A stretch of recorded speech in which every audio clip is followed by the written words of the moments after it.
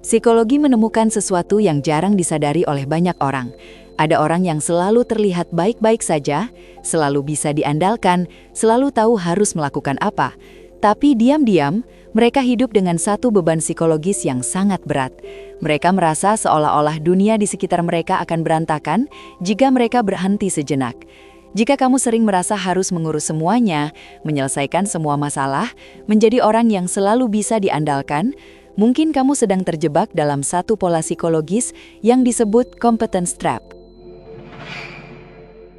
Banyak orang tumbuh dengan satu keyakinan yang sangat kuat. Jika ada masalah, kita harus bisa menyelesaikannya. Sejak kecil, kita diajarkan untuk mandiri, untuk mencari jalan keluar, untuk tidak merepotkan orang lain. Masalahnya adalah ketika seseorang terlalu kompeten, terlalu bisa diandalkan, dan terlalu cepat menyelesaikan masalah, lingkungan di sekitarnya secara tidak sadar mulai mengandalkan semuanya pada orang itu. Dan perlahan, orang tersebut berubah dari manusia biasa menjadi pemecah masalah permanen bagi semua orang. 1. Perangkap kompetensi.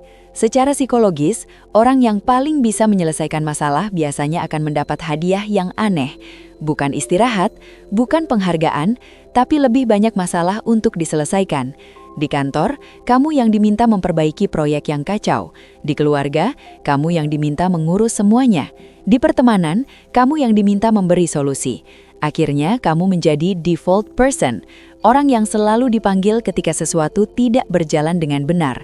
Bukan karena kamu ingin semuanya bergantung padamu, tapi karena kamu terlalu mampu untuk mengabaikan masalah yang terlihat. 2. Otak pemecah masalah yang tidak bisa tidak melihat. Ada alasan psikologis mengapa sebagian orang selalu merasa harus memperbaiki sesuatu. Ketika otakmu terbiasa memecahkan masalah sejak kecil, ia mulai memandang dunia dengan cara yang berbeda. Kamu tidak hanya melihat situasi, kamu langsung melihat apa yang salah dan bagaimana memperbaikinya. Jika ada sesuatu yang tidak beres, rasanya seperti gatal mental yang tidak bisa diabaikan. Akibatnya, kamu sering melakukan hal-hal seperti mengingat semua ulang tahun orang lain, menyadari masalah sebelum orang lain menyadarinya, memperbaiki hal-hal yang sebenarnya bukan tanggung jawabmu. Bukan karena kamu ingin mengontrol semuanya, tapi karena otakmu tidak terbiasa meninggalkan masalah begitu saja.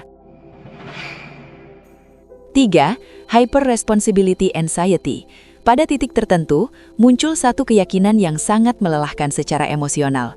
Keyakinan itu bahwa jika kamu berhenti, semuanya akan berantakan. Jika kamu tidak mengingatkan orang tua tentang penipuan online, siapa yang akan melakukannya?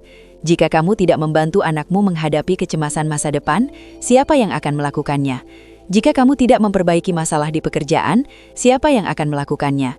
Dan tanpa sadar, kamu mulai memikul tanggung jawab untuk terlalu banyak hal dalam hidup. Bukan hanya masalah, tapi juga perasaan, kecemasan, dan stabilitas orang lain. Masalahnya, burnout seperti ini jarang terlihat dari luar. Ini bukan burnout yang membuat seseorang tiba-tiba berhenti bekerja. Ini burnout yang terlihat seperti seseorang yang tetap menjalani hidupnya, tetap membantu orang lain, tetap menyelesaikan masalah, tapi perlahan lupa bagaimana rasanya benar-benar beristirahat. Ada banyak orang yang diam-diam merindukan satu hal sederhana, menjadi manusia biasa lagi, bukan orang yang selalu tahu jawabannya, bukan orang yang selalu memperbaiki segalanya, hanya seseorang yang boleh tidak bertanggung jawab atas seluruh dunia. Jika kamu sering merasa bahwa semuanya bergantung padamu, itu bukan berarti kamu lemah. Justru seringkali itu berarti kamu terlalu lama menjadi orang yang paling bisa diandalkan. Dan terkadang, hal yang paling sehat yang bisa kamu lakukan adalah membiarkan dunia belajar memperbaiki dirinya sendiri. Jika kamu suka konten yang membantu memahami psikologi manusia dan pola-pola yang sering kita alami tanpa sadar, subscribe channel ini. Karena semakin kita memahami cara kerja pikiran manusia, semakin kita bisa memahami diri kita sendiri dan orang-orang di sekitar kita.